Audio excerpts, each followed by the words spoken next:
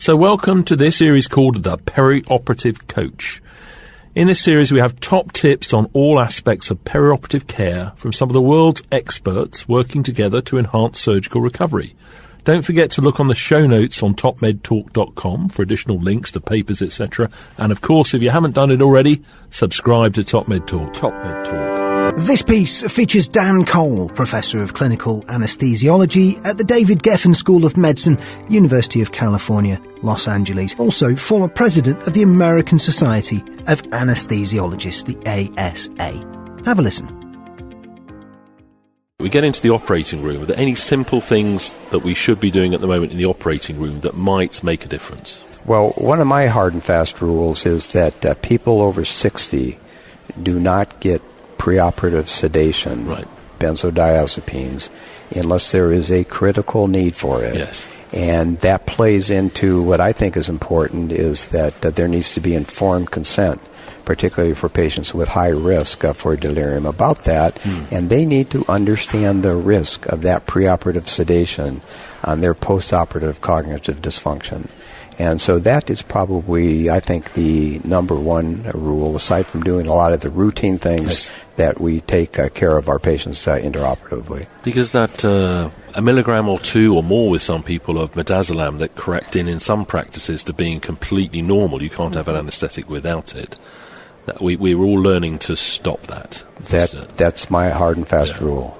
And some, as we've heard on Top Mid Talk, some of the preclinical studies that some of the delirium produced in susceptible animals goes on for days. It's extraordinary. It's an amazing thing. And we in anesthesiology sometimes don't see that. I mean, we take care of them intraoperatively when they're asleep.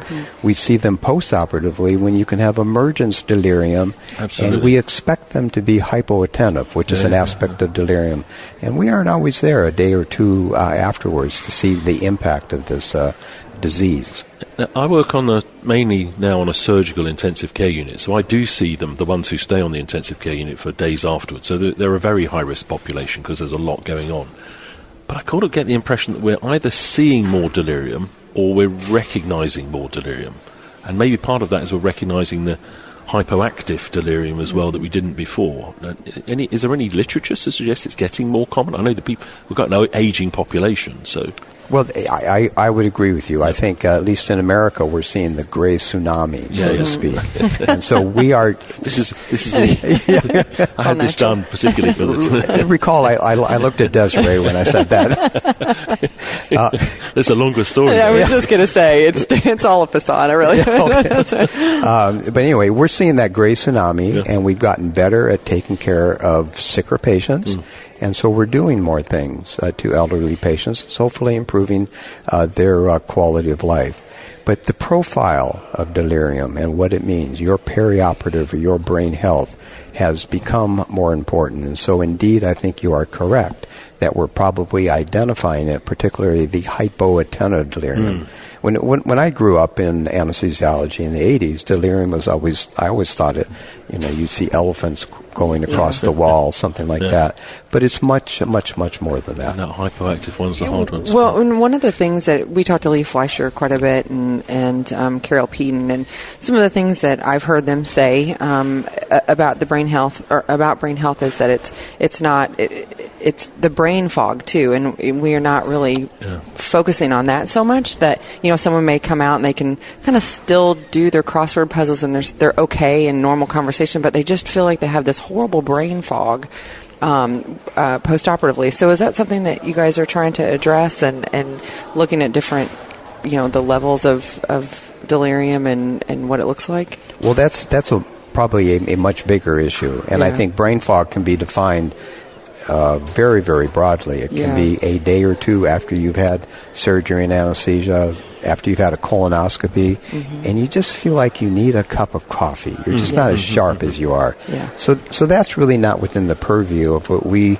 want to address that has long-term sequelae. This would be something more that we'd love to eliminate, but that transient brain fog is something that usually doesn't have long-term sequelae. So we've focused in on a very attractive target that can have impact on patients' lives. I think the brain fog thing, though, the one thing we have been told in frequent conversations is don't be scared to tell people about it. Yeah, that's exactly what I was going to say. Just tell them they're not going to be quite right for a few days, and then if they are quite right, it's a bonus. Yeah. But if they're not quite right, they're reassured. Yeah. And that they don't understand that as part of a cognitive dysfunction, a positive cognitive dysfunction, but that it will resolve. But I think it's maybe stepping into the whole world of the conversation with having a conversation about post-op cognitive delirium can look as something as simple as brain fog, and that's going to go away, to long-term issues. Right. So let's just check off a few things in the OR. I think we're increasingly learning to avoid things that have anticholinergic activity. And that's hard to avoid everything in anesthesia, but there's a sort of available hit list of horror drugs that we should steer away from, and I think we all need to learn those. But what do you think about the triple low story at the moment, which is the sort of depth of anesthesia, blood pressure? Where do you stand on that? Well, I think, if I could be a little scientific here, I think we need to put that data into context. Okay. It's associative data. It's not necessarily causation. Yep. I think the triple low, there are some things within at least two of those lows that we commonly try to avoid. Yes. The other low, the low anesthetic requirement, may actually be a surrogate or an indicator of the patient's mental reserve. So I think those are important parameters that can help identify somebody at higher risk for postoperative delirium, cognitive dysfunction.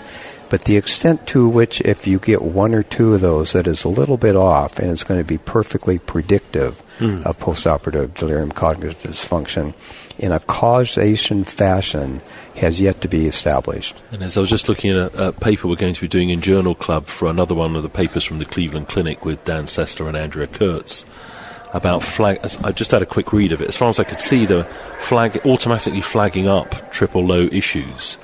And two disappointments, it seemed, from the paper. One is that most people ignored the information, so they carried on anyway. And those who responded to the information, and apologise if I've got this slightly wrong, but I'll go into greater detail later on, is those who did respond to it successfully, it didn't seem to make a difference. So the causality is still, the greyness is still there, but we're perhaps everyone would agree with the hypotension one. I think you probably don't want to leave them.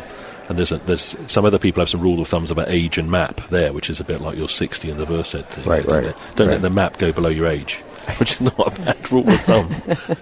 I'm getting nervous now as an old man. Top Med Talk. Nick Majerison here. Thank you for listening to Top Med Talk. Now, make sure you've subscribed to Top Med Talk on your podcatcher, or however it is that you're listening to us at the moment. And you're spoilt for choice. We're on pretty much every single podcast platform you could think of. So make sure you've subscribed. Make sure you've engaged with us on social media, Twitter, Facebook, LinkedIn, YouTube.